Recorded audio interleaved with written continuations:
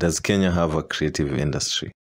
The short answer is no. A few years ago, with limited age and experience, I would have gone through great trouble and consideration to publicly say something like this. And even if I did, which I have many times privately, it would have come from a place of pain and resentment. But now, the man that I am, I say this with unhesitating composure and such a relaxed confidence, because it's nonsense to pretend that all is well and things will get better when the ugly state of affairs worsens by the day. And so the answer to the question, there is no, nothing in any shape or form across all creative art forms called an industry in this country. And here is my evidence. Number one, every big project that happens in Kenyan soil, and by big I mean anything with a story and production that meets international standards, and more fundamentally,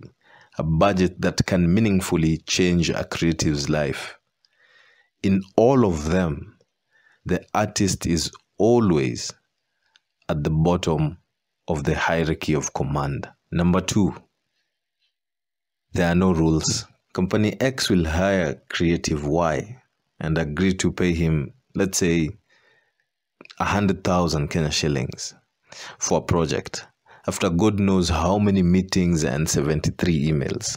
On the day of the project, that morning, just a few hours to production, Company X calls Creative Y and cancels the deal, citing some financial or legal reasons in chapter 1 of the book of bullshit. But that's not enough. Oh, far from it. You're dealing with professionals here. The project will go on all right, fantastically so, even if the whole idea was Creative Y's. They'll do it with Creative Z, who is always astonishingly ready to work extra hours and produce more content for 20K.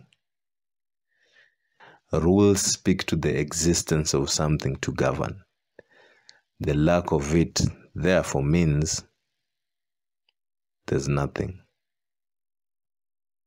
And number three, lastly, sadly, because this video needs to be WhatsAppable, the reason why Kenya, this beautiful, beloved country of ours, has no creative industry, and this might perhaps, thinking of it, be the general overriding principle in my list of evidence tabled, is the fact that no one says there is no industry.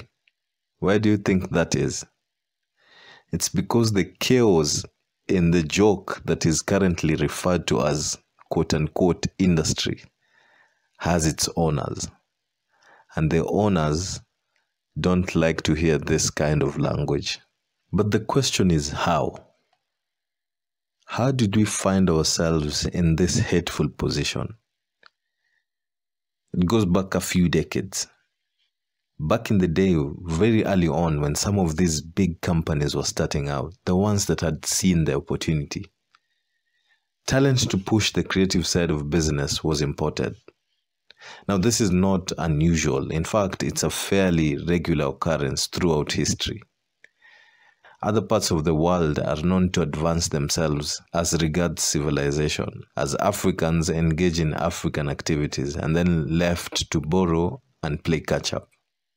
Now, this imported talent, which was, you guessed it, predominantly white, was to shape the future of creativity. Long story short, over the years, as foreign involvement decreased and our fellow countrymen and women increased in the corridors where the powerful, the cream of society, were to be found, we were soon to discover that the players were the same and that it's only the uniform that had changed.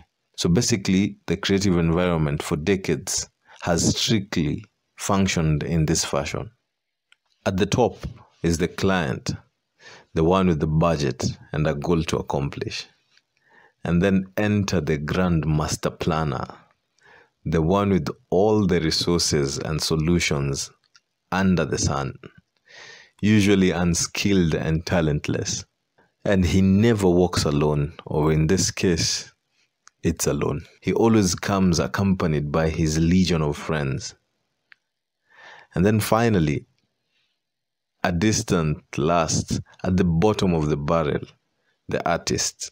And the Grand Master's job is one and only one, to make sure that the client and the artist never meet, and he succeeds due to the client's laziness and the artist's ignorance. This arrangement has, in effect, duly relegated the artist into three specific categories. The first, at the top of the pyramid, are the few that have played to the tune of the master planner and have been administered into the Mlachake self-care group. And even though they have a conscience and may want to change things justly for the deserved benefit of everyone, the hunger outside is too scary, and they, out of their weakness as mortals, want to continue eating, because eating is a pleasurable habit. The second group are the admirers of the first group. They're standing in line, gazing greedily at the first group, waiting for them to make the slightest mistake, and they replace them with astounding speed. The third group are the fighters, the ones who have refused to sell their soul, the warriors who have found, and this is the true testimony to their creativity, a way to survive, and haven't lost hope, and still keep their hearts alive with their dreams. And the big question emerges: what is to be done to change things? The thing is, everyone knows the answer to this question because everyone is subconsciously making their own contribution. As for Group A, keep eating, enjoy yourselves properly. Group B, keep praying. And for the fighters, keep fighting. My only advice, all I ask, I beg, is for you to accept your group and be proud of where you belong.